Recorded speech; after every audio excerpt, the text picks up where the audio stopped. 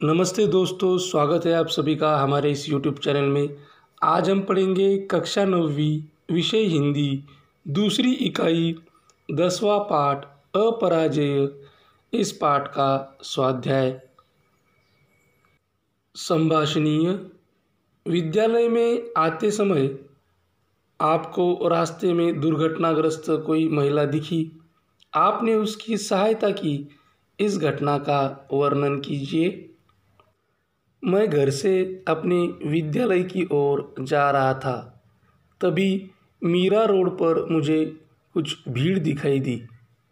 क्या हुआ होगा यह जानने के लिए मैं वहां गया। देखा तो एक बुजुर्ग महिला के हाथ पैर पर काफ़ी चोट आ चुकी थी। कोई बाइक सवार उन्हें धक्का देके 9-2-11 हो चुका था। तब मैंने उस महिला को अपनी बॉटल से पानी पिलाया। महिला के घर वालों के बारे में पूछा। मोबाइल नंबर प्राप्त होते ही मैंने महिला के घर वालों को फ़ोन करके उन्हें जल्दी घटनास्थल पर पहुंचने के लिए कहा। उनके आने तक मैंने पास ही के एक मेडिकल से एंटीसेप्टिक और बैंडेज लाकर उनकी ज़ख्मों पर लगाया, ताकि ज़्यादा खून ना बह सके। अपने छात्र जीवन में किसी की मदद करने का आनंद मुझे मिला। श्रवणीय। हेलन केलर के जीवनी का अंश सुनिए और मुख्य मुद्दे सुनाइए। हेलन एडम्स केलर एक अमेरिकी लेखक, राजनीतिक कार्यकर्ता और आचार्य थी। वह कला स्नातक की उपाधि अर्जित करने वाली पहली बधिर और दृष्टिहीन थी। एनी सलेवन के प्रशिक्षण में 6 वर्ष की अवस्था में शुरू हुए 49 वर्षों के साथ में हेलेन सक्रियता और सफलता की ऊंचाइयों तक पहुंची। एनी और हेलेन की चमत्कार लगने वाली कहानी ने अनेक फिल्मकारों को आकर्षित किया। हिंदी में 2005 में संजय लीला भंसाली ने इसी कथानक को आधार बनाकर थोड़ा परिवर्तन करते हुए ब्लैक फिल्म बनाई। बेहतरीन लेखिका केलर अपनी रचनाओं में युद्ध विरोधी के रूप में नजर आती है।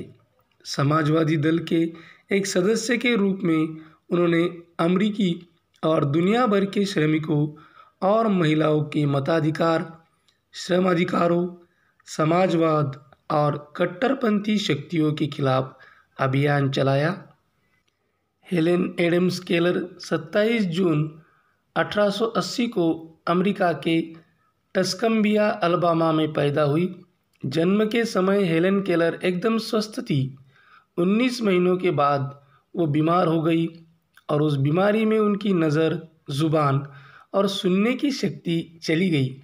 हेलेन केलर के माता पिता के सामने एक चुनौती आ खड़ी हुई कि ऐसा कौन सा शिक्षक होगा जो हेलेन केलर को अच्छी शिक्षा दे पाए और हेलेन केलर समझ पाए। ऐसा इसलिए क्योंकि हेलेन केलर सामान्य बच्चों से भिन्न थी। इसके बाद उन्हें आखिरकार एक शिक्षक मिल गया जिसका नाम था एनी सुलिवन। इन्होंने हेलेन केलर को हर तरीके से शिक्षा दी, जिसमें उन्होंने मैनुअल अल्फ़ाबेट और ब्रेल लिपि आदि पद्धतियों से शिक्षा देने की कोशिश की। जैसे तैसे संघर्षों का दौर बीतता गया और एक तरह से हेलेन केलर ने राइट हम्सन स्कूल फॉर डीप से प्रारंभिक शिक्षा पूरी की। प्रारंभिक शिक्षा पूरी होने के बाद अब हेलेन केलर अपने आप को अकेला समझने लगी, क्योंकि उनकी जिज्ञासा थी कि वो सभी की तरह पढ़ाई करे। इसके लिए आगे 1902 में स्नातक की पढ़ाई करने के लिए हेलेन केलर ने रैडक्लिफ कॉलेज में दाखिला लिया। वहाँ हेलेन केलर सामान्य छात्रों के साथ पढ़ने लगी। यहाँ पढ़ते पढ़ते हेलेन केलर को लिखने का शौक जगा और वो लिखने लगी। हेलेन केलर ने उस दौर में एक ऐसी पुस्तक लिखी जिन्होंने उनको बहुत बड़ी उपलब्धि दिलाई, और उस पुस्तक का नाम है the story of my life. अपने जीवन में संघर्षों के ऐसे दौर को पार करके हेलेन केलर ने समझ लिया था कि जीवन में यदि संघर्ष किया जाए तो कोई ऐसा काम नहीं जिसे हम ना कर सकते हो। यही सोच लेकर हेलन केलर ने समाज के हित के लिए कदम बढ़ाया और वो अपने जैसे लोगों को जागरूक करने निकल पड़ी। लेखनीय कला की साधना जीवन के दुखमय क्षणों को भुला देती है, इस विषय पर अपने विचार लिखिए। जिस किसी कला में मनुष्य को रुचि हो, उस कला में अगर मनुष्य व्यस्त हो जाए तो उसे बाहर की दुनिया, दुख, दर्द, पीड़ा आदि नहीं महसूस होती। वह अपनी कला में इतना खो जाता है मानो जीवन का आनंद उसने उसमें पा लिया हो। उसके आगे दुखमय क्षणों का कोई महत्व नहीं रहता। इसलिए मनुष्य जीवन में कला को विशेष महत्व है। पठनीय सुदर्शन की हार की जीत कहानी पढ़िए। कहानी का नाम है हार की जीत और लेखक है सुदर्शन। माँ को अपने बेटे किसान को अपने लहलहाते खेत देखकर जो आनंद आता है, वही आनंद बाबा भारती को अपना घोड़ा देखकर आता था। भगवत भजन से जो समय बचता वह घोड़े को अर्पण हो जाता। वह घोड़ा बहुत सुंदर था, बड़ा बलवान। उसके जोड़ का घोड़ा सारे इलाके में ना था। बाबा भारती उसे सुल्तान कहकर पुकारते, अपने हाथ से खरहरा करते, खुद दाना खिलाते और देख देख कर प्रसन्न होते थे। उन्होंने रुपया, माल, असबाब, ज़मीन आदि अपना सब कुछ छोड़ दिया था, यहाँ तक कि उन्हें नगर के जीवन से भी घृणा थी। अब गांव के बाहर एक छोटे से मंदिर में रहते और भगवान का भजन करते थे। मैं सुल्तान के बिना नहीं रह सकूँगा, उन्हें ऐसी भ्रांति सी हो गई थी। वे उसकी चाल पर लट्टू थे। कहते, ऐसे चलता है जैसे मोर घटा को देखकर नाच रहा हो। जब तक संध्या समय सुल्तान पर चढ़कर 8-10 मील का चक्कर न लगा लेते, उन्हें चैन न आता। खड़क सिंह उस इलाके का प्रसिद्ध डाकू था। लोग उसका नाम सुनकर कांपते थे। होते होते सुल्तान की कीर्ति उसके कानों तक भी पहुंची। उसका हृदय उसे देखने के लिए अधीर हो उठा। वह एक दिन दोपहर के समय बाबा भारती के पास पहुंचा और नमस्कार करके बैठ गया। बाबा भारती ने पूछा, खड़क सिंह क्या हाल है? खड़क सिंह ने सिर झुकाकर उत्तर दिया, आपकी दया है। कहो इधर कैसे आ गए? सुल्तान की चाह खींच लाई। विचित्र जानवर है, देखोगे तो प्रसन्न हो जाओगे। मैंने भी बड़ी प्रशंसा सुनी है। उसकी चाल तुम्हारा मन मोह लेगी। कहते हैं देखने में भी सुंदर है। क्या कहना, जो उसे एक बार देख लेता है उसके हृदय पर उसकी छवि अंकित हो जाती है। बहुत दिनों से अभिलाषा थी, आज उपस्थित हो सका हूँ। बाबा भारती और खड़क सिंह अस्तबल में पहुँचे। बाबा ने घोड़ा दिखाया घमंड से, खड़क सिंह ने देखा आश्चर्य से। उसने सैकड़ों घोड़े देखे थे, परंतु ऐसा बाका घोड़ा उसकी आंखों से कभी न गुजरा था। सोचने लगा, भाग्य की बात है, ऐसा घोड़ा खड़क सिंह के पास होना चाहिए था। इस साधु को ऐसी चीज़ों से क्या लाभ। कुछ देर तक आश्चर्य से चुपचाप खड़ा रहा। इसके पश्चात उसके हृदय में हलचल होने लगी। बालकों सी अधीरता से बोला, परंतु बाबा जी, इसकी चाल न देखी तो क्या? दूसरे के मुख से सुल्तान की प्रशंसा सुनने के लिए उनका हृदय अधीर हो गया। घोड़े को खोलकर बाहर गए। घोड़ा वायु वेग से उड़ने लगा। उसकी चाल को देखकर खड़क सिंह के हृदय पर सांप लौट गया। वह डाकू था और जो वस्तु उसे पसंद आ जाए उस पर वह अपना अधिकार समझता था। उसके पास बाहुबल था और आदमी भी। जाते जाते उसने कहा, बाबा जी, मैं यह घोड़ा आपके पास न रहने दूंगा। बाबा भारती डर गए। अब उन्हें रात को नींद न आती। सारी रात अस्तबल की रखवाली में कटने लगी। प्रतिक्षण खड़ग सिंह का भय लगा रहता, परंतु कई मास बीत गए और वह न आया। यहाँ तक कि बाबा भारती कुछ असावधान हो गए और इस भय को स्वप्न के भय की नाई मिथ्या समझने लगे। संध्या का समय था। बाबा भारती सुल्तान की पीठ पर सवार होकर घूमने जा रहे थे। इस समय उनकी आंखों में चमक थी, मुख पर प्रसन्नता। कभी घोड़े के शरीर को देखते, कभी उसके रंग को, और मन में फूले न समाते थे। सहसा एक ओर से आवाज़ आई, ओ बाबा, इस कंगली की सुनते जाना। आवाज़ में करुणा थी। बाबा ने घोड़े को रोक लिया। देखा, एक अपाहिज वृक्ष की छाया में पड़ा करा रहा है। बोले, क्यों, तुम्हें क्या कष्ट है? अपाहिज ने हाथ जोड़कर कहा, बाबा, मैं दुखियारा हूँ, मुझ पर दया करो। रामावाला यहाँ से 3 मील है, मुझे वहाँ जाना है। घोड़े पर चढ़ा लो, परमात्मा भला करेगा।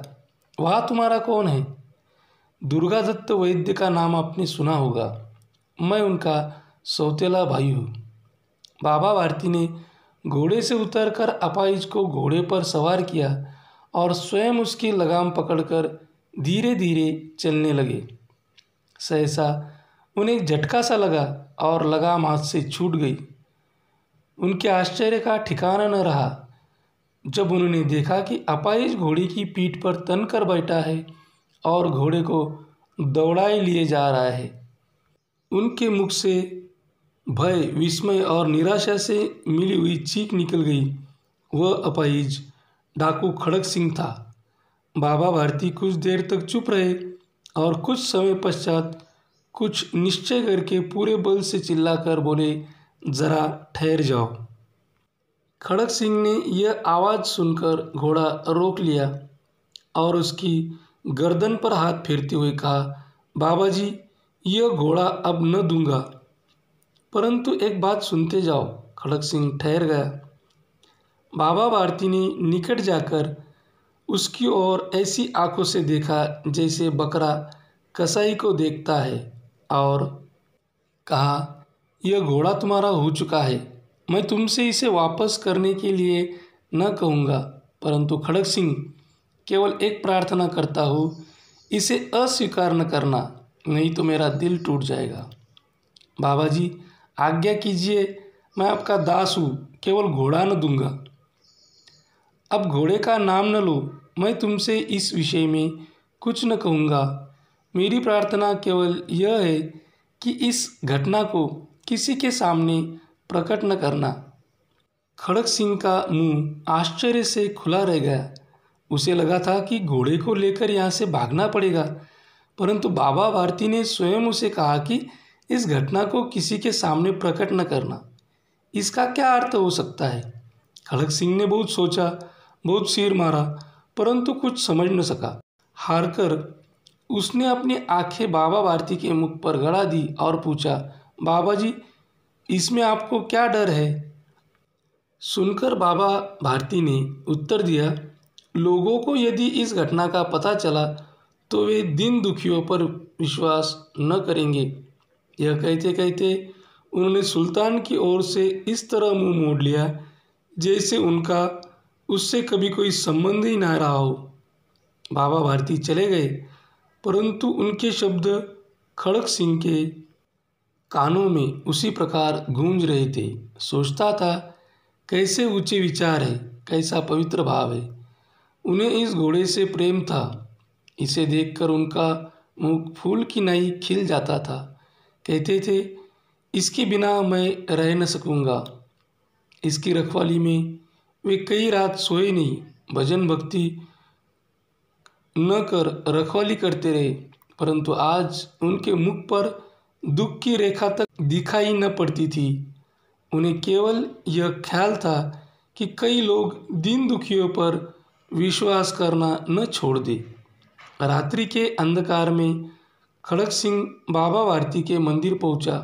चारों ओर सन्नाटा था। आकाश में तारे टिमटिमा रहे थे। थोड़ी दूर पर गांव के कुत्ते भौंक रहे थे। मंदिर के अंदर कोई शब्द सुनाई न देता था। खड़ग सिंह सुल्तान की बाग पकड़े हुए था। वह धीरे धीरे अस्तबल के फाटक पर पहुंचा। फाटक खुला पड़ा था। किसी समय वह बाबा भारती स्वयं लाठी लेकर पहरा देते थे, परंतु आज उन्हें किसी चोरी, किसी डाके का भय न था। खड़ग सिंह ने आगे बढ़कर सुल्तान को उसके स्थान पर बांध दिया और बाहर निकलकर सावधानी से फाटक बंद कर दिया।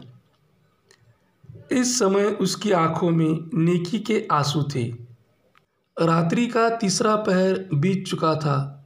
चौथा पहर आरंभ होते ही बाबा भारती ने अपनी कुटिया से बाहर निकल ठंडे जल से स्नान किया। उसके पश्चात इस प्रकार जैसे कोई स्वप्न में चल रहा हो।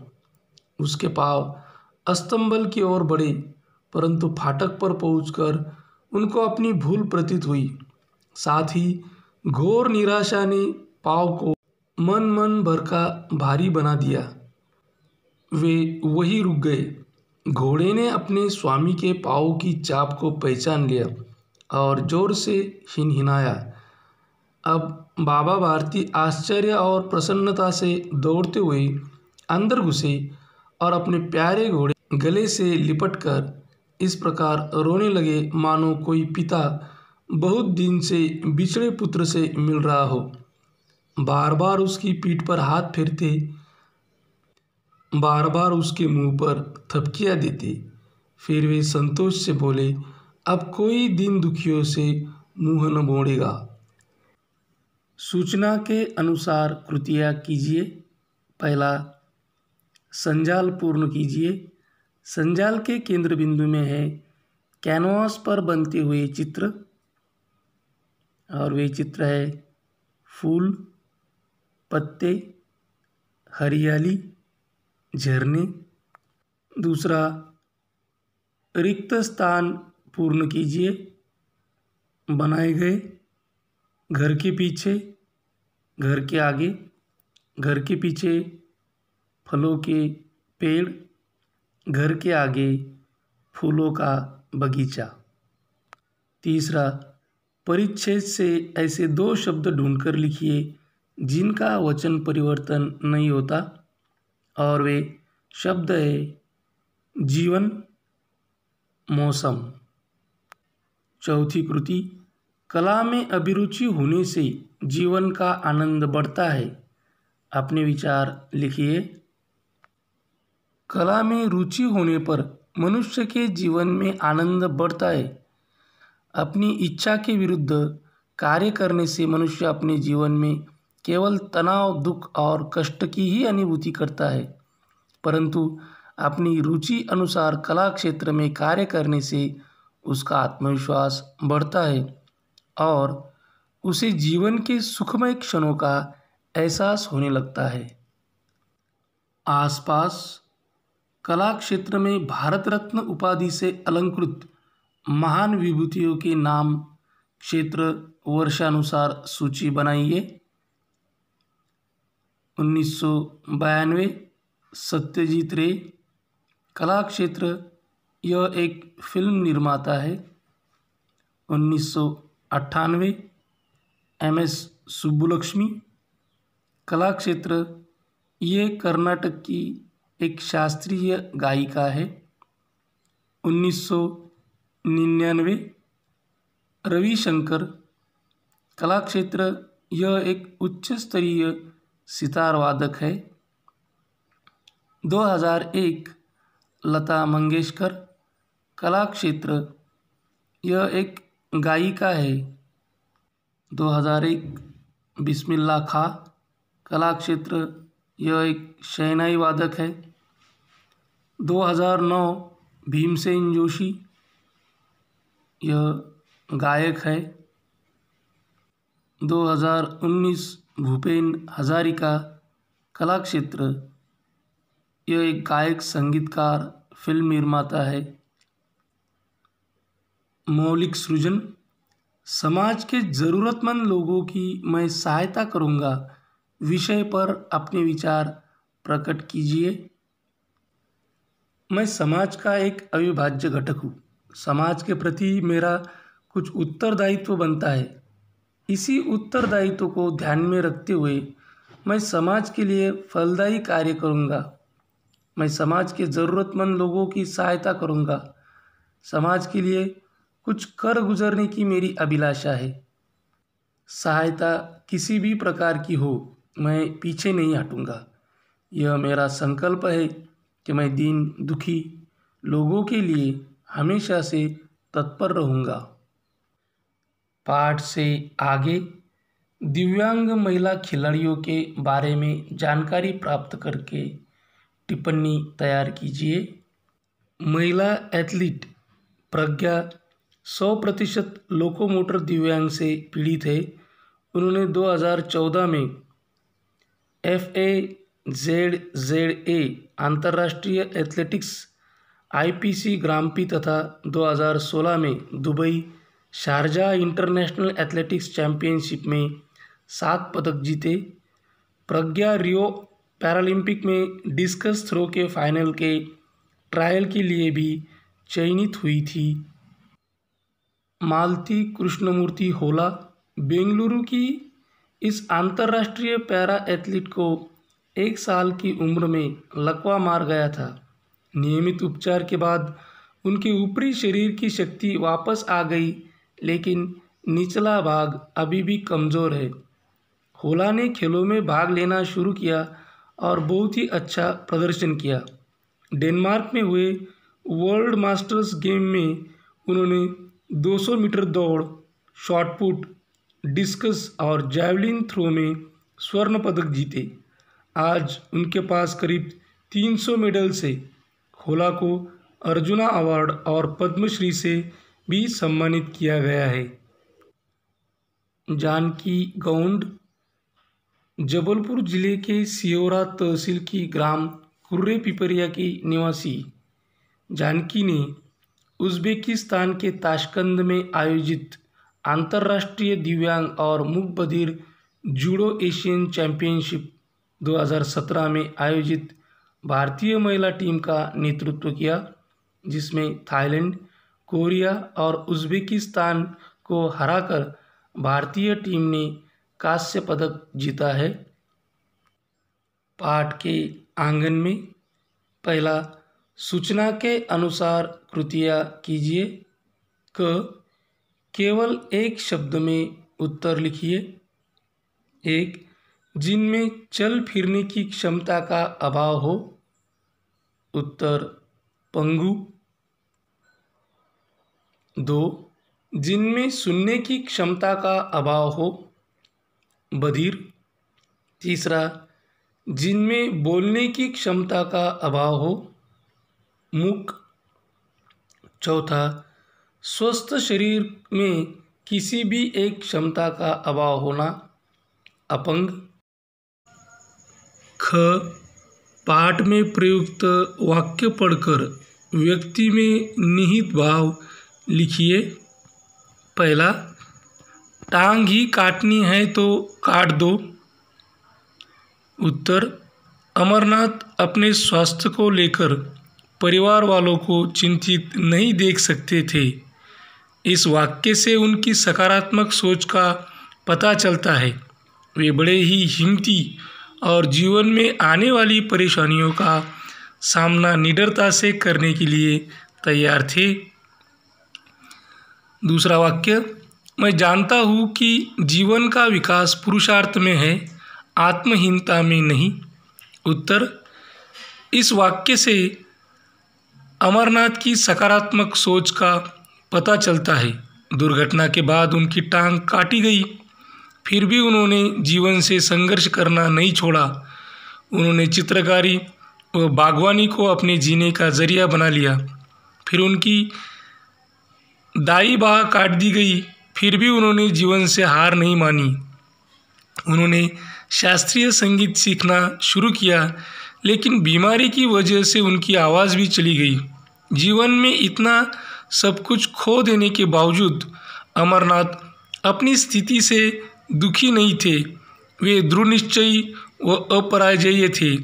उन्होंने जीवन को अपने अनुसार व्यतीत करने का हर संभव प्रयास किया, लेकिन परिस्थितियों से कभी हार नहीं मानी, क्योंकि वे जानते थे कि जीवन का विकास पुरुषार्थ में है, आत्महीनता में नहीं। दूसरा, हीन शब्द का प्रयोग करके कोई 3 अर्थपूर्ण शब्द तैयार करके लिखिए। जैसे आत्म अधिक हीन यानी आत्महीन।